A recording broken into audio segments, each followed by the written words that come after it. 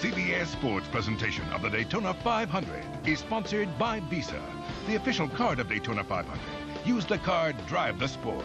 Pepsi, proud sponsor of the Daytona International Speedway and the 1999 Daytona 500. And by Pep Boys, cars like us, people love us.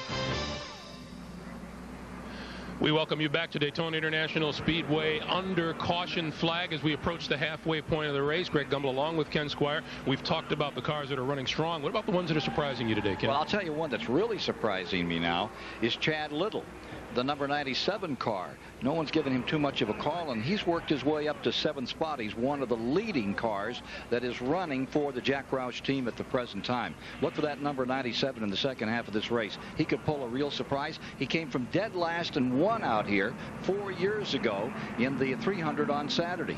Talk about 3 hours of intensity. We've sure got it here today. Why the big difference, Ken, in yesterday's race and today's with all the incidents as compared to relatively few mishaps out there today?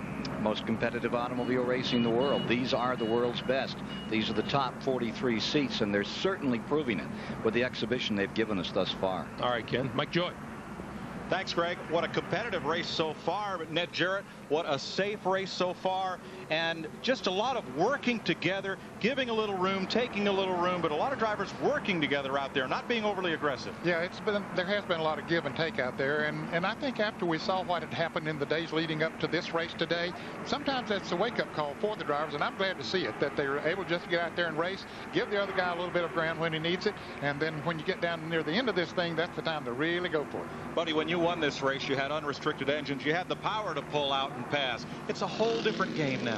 Well, it is, and everybody finds somebody they're comfortable running with, and about the time they think everything's great, somebody will jump on the outside and they say, I got to go with him. Heck with this teammate or whatever, I got to go. Let's go to Dick Berggren. Well, this is the tire that was on the front of Dale Jarrett's car. He did run over a piece of debris. Look at this. That thing is almost cut all the way through. He got really lucky, and there indeed is a hole in the front grill area of that car. Jarrett just radioed Jeff Gordon. Take a look at that thing. They have decided that even though they've got the hole, they're just going to leave it alone. Just going to leave it alone. Meanwhile, Bobby Labonte has been back in, and they've changed plug wires on that car. Cars lining up for the restart. Let's try to get a word with sophomore driver Steve Park. Steve, you got a great break there at the caution, hanging on to the lead lap. What kind of race are you having there today? I'll tell you guys, we had a little bit of a goof up in the pits. I slid through the pits, made a little bit of a rookie mistake. My guys on the Pennzoil team did a good job of coming back from that, and we just had to drive our butts off and get on the lead lap. But I got to go back to work, guys. Thanks.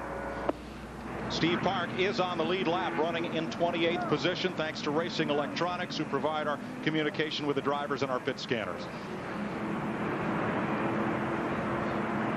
Bobby Labonte is back in, having another look under the hood, and this will cost them a bit. Now, here is Dale Jarrett's nose of this car. Now, they said there was a hole in the fender, and a little bit of aerodynamic upset to that Ford Taurus. Well, and it looks like it's right in this area, Mike. They've got it pretty well taped up. So hopefully that won't be a consequence to Jarrett as we get ready to go back to 190 miles an hour. Mike, anything that you have happen to the leading edge of a race car is important, because it's like the leading edge of a wing on an airplane. You don't want any dents. You want it very smooth. But the reason they didn't come in and fix that is because they didn't want to give up the track position. There's still 31 cars on the lead lap, and that's where he would have restarted this race. Green flag at halfway in the Daytona 500. Bobby Labonte comes out of the pits, and he will go a lap down, perhaps, as this field comes to speed. Let me add to that, as they go through the corner here, 2 by 2, he might have a little dent there, but as long as he's tucked right up under another car, it don't even address the air. One thing that we can watch for here, fellas, we got the halfway mark, but there's $10,000 for leading the halfway mark. Okay, they're going to run 5 laps, and whoever's leading at the end of 5 laps will get that bonus from Gatorade. Bobby Labonte comes up to speed as the pack catches him. So the 125-mile qualifying winner will drop 1 lap off the leader.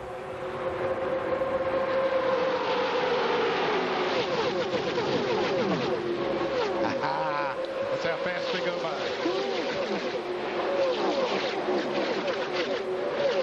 Jeff Gordon is back up again. contention. Here comes his number 24, steaming along up the outside and pulling a train with him as they chase Rusty Wallace. Well, he made a move on Dale Jarrett, got up beside of him on the last lap coming off of turn 4, but that didn't work for him, Mike, and it slid him back a little bit.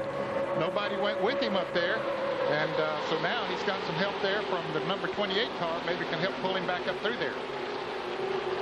2 Fords and a Chevrolet have this field. Rusty Wallace, Dale Jarrett, Mike Skinner, Jeff Gordon, Jeremy Mayfield, and Mark Martin. You're watching from Jeff Burton's car at number 28, Kenny Irwin. Kenny Irwin right now, he's running an 8th spot. You're looking back right now as he comes up. 3 wide into the tri-oval. Bobby Labonte trying to get back up the challenge and come back up on the lead lap as that green car on the inside. Of course, what he has to do, he has to pass the leader and then hope for a caution flag. 102 laps complete in the Daytona 500. Mike Joy with Buddy Baker and Ned Jarrett topside. Rusty Wallace trying to win his first 500. Dale Jarrett trying to win his third.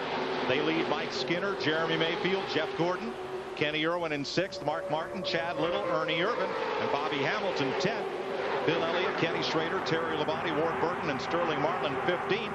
Then Dale Earnhardt, Kyle Petty, Jimmy Spencer, Michael Waltrip, and Joe Nemechek 20th. Rick Maz, outside pole sitter Tony Stewart, Kevin LePage, Robert Presley, Bickle, Musgrave, Nadeau, Park, Dallenbach, and Jeffrey Bodine are the cars on the lead lap.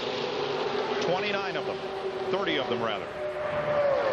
Ned was just talking about these guys going for that $10,000 at halfway. Darrell Waltrip tells a funny story about that. He said he was running as hard as he could in 8th place, and Junior Johnson said the money lot's coming up. Go up there and get it. It'd be tough for the 8th place car in this race to go up there and get it. It's going to be tough for the 2nd place car to go get it. 8th place car is Chad Little, number 97. As Ken Squire pointed out, he's having a great run here. Chad Little always seems to run this racetrack so well. He won a Busch race here several years ago when he was running in that series. Now I've got to ask you, okay, $10,000 for the halfway lap. That's nice. Yeah. But did you ever meet a race driver who thought about money when he was out there? Yeah. Okay. We're talking to one, right? Yeah, exactly. I was thinking to say it matters. Oh, you come on. don't read the you don't read and see what everything pays, but your crew does, and they go, okay, $10,000, 2 laps. Come on, buddy. Didn't you want to win more than you wanted to get paid? Oh yeah, for sure. You know that. But I got paid. But when that money's up there for grabs, they want to try to get it. Jeff Burton looking back at Chad Little. Kyle Petty, Bill Elliott in the middle of that pack. Here's Bill Stevens. Chad Little with the fastest speed in happy hour yesterday is very happy about that car. I spoke with him and his crew chief Jeff Hammond this morning. The thing that they were thrilled about was yesterday in happy hour they could keep up with all of the faster cars. Gordon, Earnhardt, Wallace. They knew that they'd have a shot at this race today based on yesterday. It is getting dicey out there. Yeah, as we were watching just now, Kyle Petty made contact with Ricky Rudd. 2 great drivers. That's why we don't have another caution right now. Kyle Petty, his 18th try to win the Daytona 500. Ricky Rudd trying for the 22nd time to win this race. Here comes Skinner. 31, Mike Skinner. Got a run on Dale Jarrett. Here comes Jarrett with Jeff Gordon behind him on the outside. Buddy, when they run like this, is it exciting or frustrating out there? No, that's exciting. Let me tell you, if you don't like the heat, you shouldn't get in the kitchen. Right there, you have to want to do this. Rusty Wallace may have got a little nudge there. And here comes Jarrett around the outside. Well, Wallace, I'm pretty sure, picked up the halfway bonus, the $10,000, because he's been out there long enough, I think. Correct. Yeah, but we're talking about the Daytona 500. Look at these guys go at it here. Rusty Wallace has 48 Winston Cup wins, 21 on super speedways, 21 on short tracks, and 6 road race wins. But in these restrictor plate races where the engines are restricted at the world's 2 fastest tracks, Daytona and Talladega, he is looking for his first victory. I think I'm going to quit worrying about Dale Jarrett and that front end on that car. He pulled out there. He hadn't lost an inch to anybody. He is flying around this racetrack. He and Rusty Wallace side by side down the front straightaway. Jeff Gordon on the outside looking high there. Gordon trying to push Jarrett on by and then hope that he can make a run on him. But they slowed down about a second that last lap, buddy, running side by side. Yeah, anytime you do that, you're cutting a hole in the air there that's almost half the track wide. Riding with Mark Martin. Roof cam on the Valvoline Ford. There's where Mark has been today, as high as 6th. Back in the pack as well. Gordon drifts a little bit high. Irwin sees a little room, and here comes Ernie Irvin. Now, him moving up like that hurt the 88 car's chances of staying right up there side by side. You could see it. It was almost like he was pulling him backwards. The two fastest Fords here, Rusty Wallace and Dale Jarrett. Pull the train around here on 2 tracks. You see, Kenny, Ernie Irvin there got caught in the middle. They were 3 wide there, almost an accident.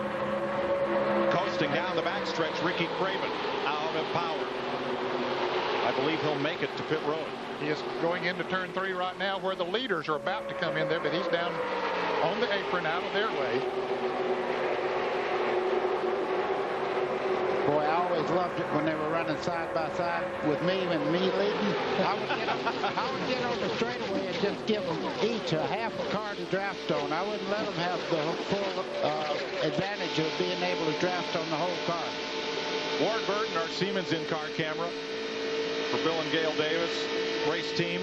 Ward's having a great day. He's been with the lead pack all day long. Skinner on the outside right now looking over Rusty Wallace, trying to take a lead. That car has amazing power to me. Trying to put a Chevrolet back in the front of the Daytona 500 is Mike Skinner. That's his number 31. But here comes Rusty's teammate up there, the car number 12 of Jeremy Mayfield, going to push Rusty right on back up there. They started darting around there. I thought I was watching the last lap of 1979 again with Cale and Donnie. Yeah, those things, you know, you talk about cars being stable. They're not stable at close to 200 miles an hour. That's a lot of air going around these race cars. A little vacuum, like when you pass a big truck on the highway, your car will buff it back and forth. That's what those drivers are feeling. Mike Skinner has led 17 laps today, but he did not lead that one. Wallace remains out front. Here's Dick Berggren.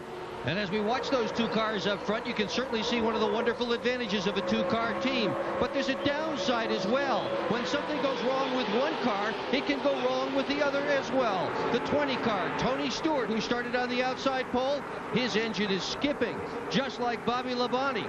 The team car, both Joe Gibbs cars, engines skipping. They don't know what's wrong with either one of them. Mike? Bobby Hamilton may have brushed the wall. The 4 car was in the middle of that second pack and has now drifted back and may lose touch with the draft. Kenny Schrader, Kenny Irwin, couple of ex-USAC open wheelers side by side. The green 33, the black 28 there. Bill Stevens. Just spoke to the crew chief for Bobby Hamilton, Charlie Presley. On that last pit stop, they started playing with the tape on the front of the car. They tried to get the front end of the car to play more, and maybe you guys in the booth can explain what he was talking about. Well, they use tape to either make the car tighter or looser. They put more tape on the car and loosen it up a little bit, make it run faster down the straightaway. And of course, if they want to make it a little bit tighter, they'll take tape off. Well, the other thing, when you put a lot of tape on the front, you get more downforce. It gets more grip on the front. Less tape makes the back a little bit more secure. There you look at those cars coming through the tri-oval once again. 112 laps complete. They put tape across the grill to prevent too much air from going through the radiator that would slow the car's speed. 112 laps. Rusty Wallace is the leader. His teammate, young Kentucky driver Jeremy Mayfield, lined up right on his back bumper, right where he wants to be. We'll be back to Daytona live on CBS after this.